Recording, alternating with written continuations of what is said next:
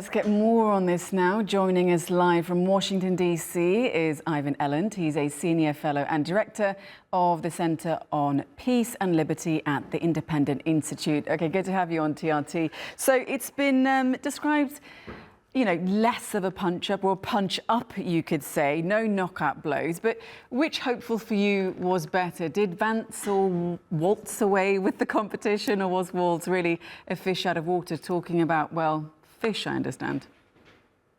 Well, the polls that were cited in your lead-up, I've heard other polls that say Waltz won, so you never know. It depends on how you take the poll, I guess. But people like the everyday Waltz approach of being a regular guy. But, I mean, Vance was very smooth, and he didn't really make too many mistakes, although Waltz at the end got him on the does Trump believe he lost the election, which is a very important issue, but I'm not sure the voters really grasp that. So the vice presidential debate, frankly, is never very influential on the election. And I don't really think, I think it was pretty civil, and that was unusual. And I think people like that. It was a discussion of the issues, which is what it was supposed to be. And there were misstatements on both sides.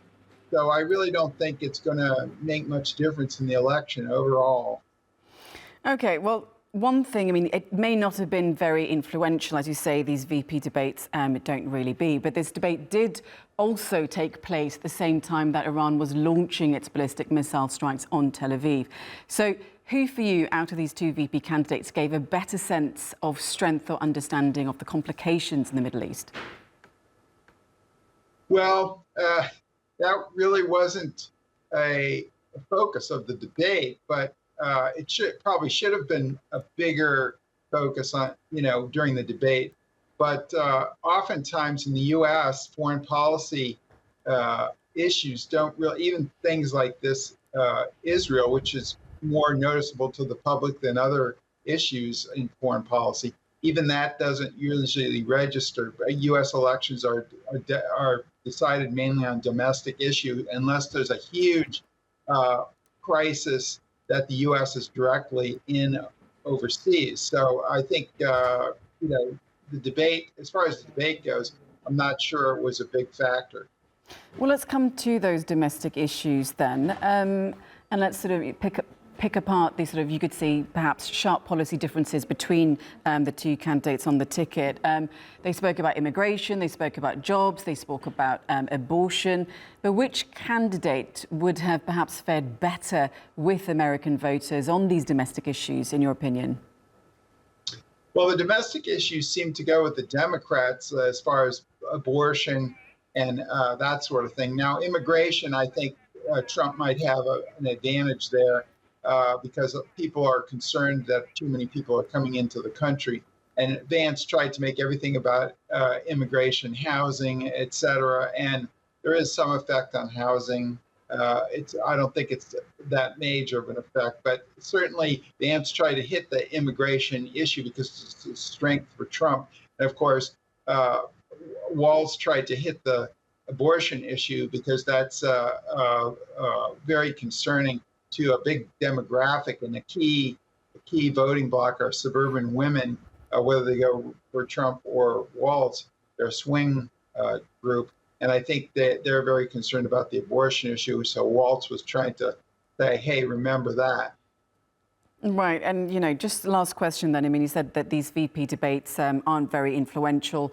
The debate possibly hasn't really lit any fires, you could say, but does it move the needle for either presidential candidate? And perhaps also, can you also see Trump agreeing to a second debate with Kamala Harris before Election Day?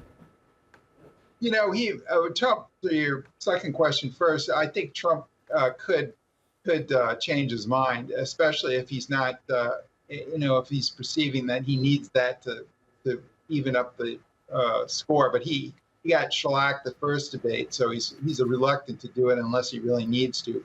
I just I'll stand by my earlier statement. I just don't think much was decided last night as far as the election goes. It was a discussion of issues, and some people even called it boring because I think a lot of Americans like to see fireworks and entertainment. They regard it as an entertaining, to watch them go at each other. It's sort of like a reality TV show, which is unfortunate because I think last night they did discuss the issues. There were some misstatements and that sort of thing, but I think that's what really these things should be about, is so people get an idea of the issues. But apparently that's not interesting enough for many people.